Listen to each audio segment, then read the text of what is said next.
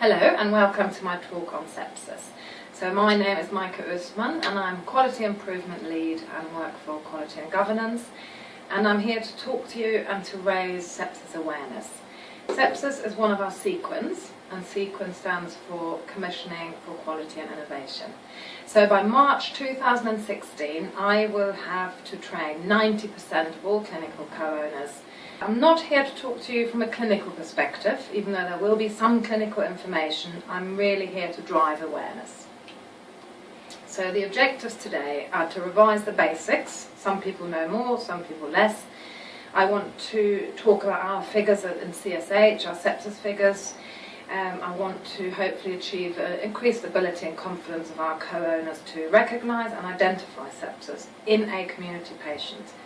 And I'm going to briefly talk about the Sepsis 6 and our role within. So just to say, there are different groups, obviously. There are community hospitals, there are outpatients, there are community therapists. Everybody's slightly different, but the message will be the same. So we're going to talk briefly about sepsis, what it is, what the cause is, who's at risk. I'm going to give you some general facts about sepsis and then our stats for CSH. And I'm going to go briefly through some signs and symptoms of sepsis. We're going to look at a pathway, which is a flow chart. I'll show you that later, and we're going to talk about the Sepsis 6. So what is sepsis? And most of you will have heard of septicemia or blood poisoning, and it's now referred to as sepsis. And it basically is a reaction of the body, an attack to a bacteria that's in the body, and as a result the body starts to attack its own organs and tissues. Why does it happen? It can happen out of the blue, so you could have someone who's had 6 chest infections and has been absolutely fine, responded well to antibiotics, and then the 7th chest infection, their body is not sort of happy with that and responds and develops a sepsis.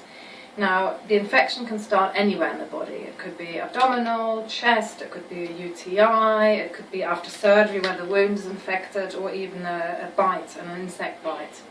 And sometimes, like I say, the body responds abnormally to that. What they say is that everybody can develop sepsis, but there are particular groups who are more at risk. And I assume, looking at the list here, that you will probably see most of those in your role. So the main message is really sepsis does not discriminate. It can affect anyone, no matter what age. So it can be very young babies, very old people, or anywhere in between. The myth is that it's an acute illness and that it happens in hospital, but that is not the case. So a large number of people develop sepsis in the community, and that's why we're here. And it doesn't really matter how fit and well you are. It doesn't respect a healthy lifestyle. You can get it however well and healthy you are. So some facts. In September you might have seen some of the comms that went out. It was World Sepsis Month, all of September, and we had World Sepsis Day on the 13th.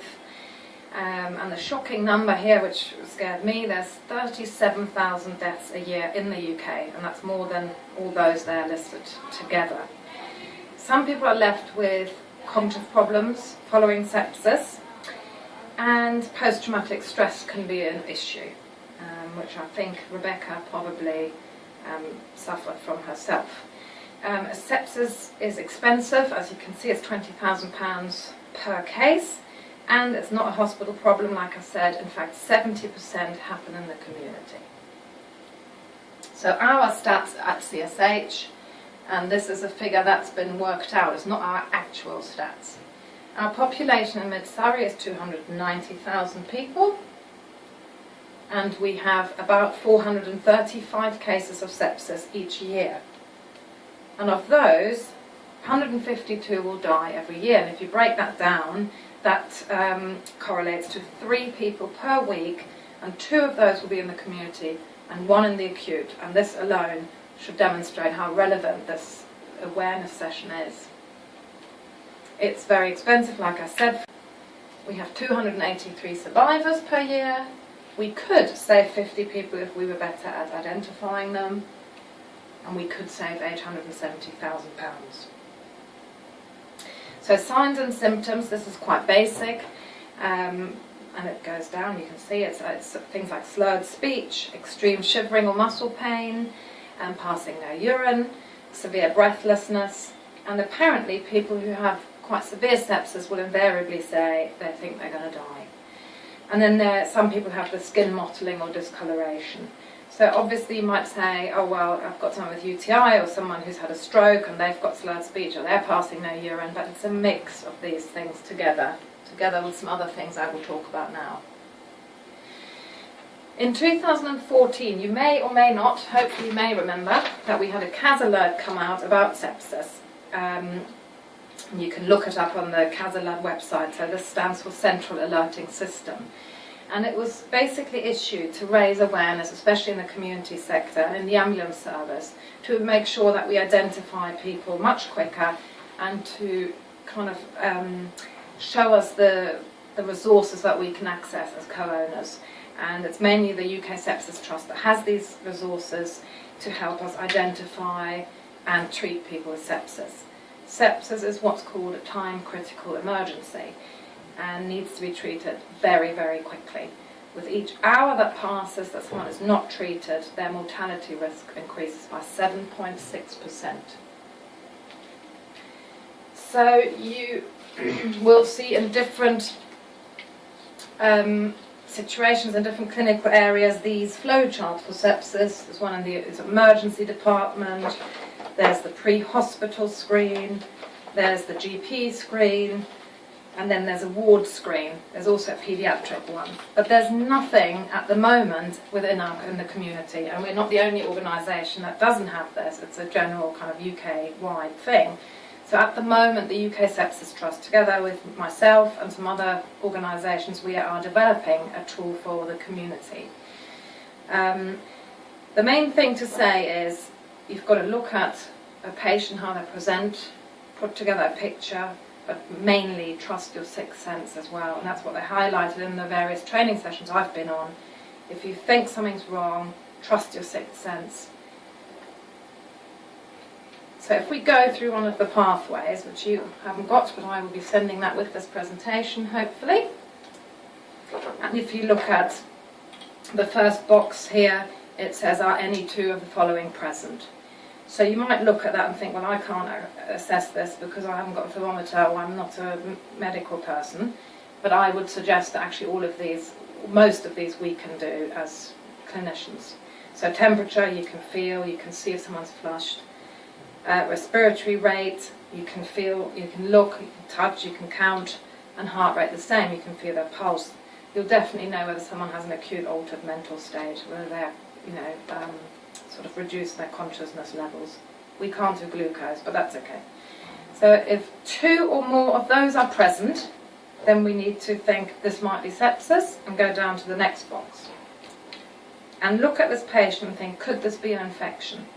Here we need to have a brief but comprehensive screen and have a history about this patient, which you can take from the patient if possible, or from a carer or relative or someone in the home where they live. Because they will be able to say, right, he's had 4 chest infections, this is something different. It's completely different, much worse than usual. So this is again where then your sixth sense and their sixth sense work together with the clinical presentation to think this might be sepsis. So if it could be an infection, then you have to go to the next box and look at is any red flag present. Again, these are things that some of these we can look at while we're out in the community. If any of these are present while we're there, we have to assume that someone has severe sepsis, and we have to think about treatment immediately. Now, in a hospital situation, you could start treating. You can't do it when you're at someone's house in the community, but what you do is that you call 999 and you get the patient immediately admitted to hospital.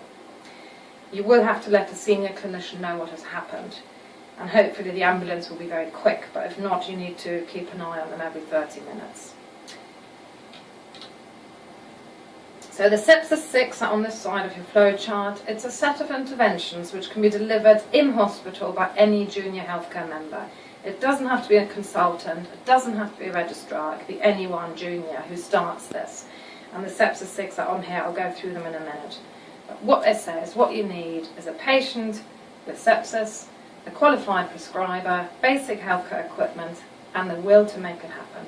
And just by doing those 6 things, you can double the chance of survival in your patient. So these are the sepsis 6, and you can look at them and go, well, I can't really do any of those, that's fine, that will happen in the acute, or if we're in the community hospital, Ranmore ward, niche, you know, they could start using oxygen, or they could measure the urine output. And should you have a doctor around, even better, start with broad spectrum antibiotics. Because at this point, you may not know where the infection has originated from, so people need to be put on broad spectrum antibiotics to start with. But just to remember that the clinical signs and symptoms of sepsis are very difficult to identify. They're subtle, they're vague, non-specific, so people get worried, how will I know? And that's understandable. I think it's a mixture of looking at the patient and all the parameters in the box, listening to anyone who's there who knows the patient or the patient themselves, and trusting your gut instinct. The difficulty really is that the lack of awareness about sepsis is contributing to poor patient outcomes. And I've heard lots of stories, people that have gone to GPs and the GPs given them antibiotics for days until the poor people have been so ill that they either died or were just about saved. So the early treatment, the early identification is absolutely key in improving patient outcomes. And again, in high index of suspicion here is the main thing. If you think anything's wrong, call 999. Get these people into hospital and don't worry about whether it's the right thing to do. Also to remember that patients you might see for a certain illness or certain, after surgery, you have to remember that if that person changes in any way or doesn't improve the way you're expecting, don't be blinkered by what you've become involved with in the first place. People can develop sepsis as a secondary infection somewhere else. So look at the person holistically and keep sepsis on your radar.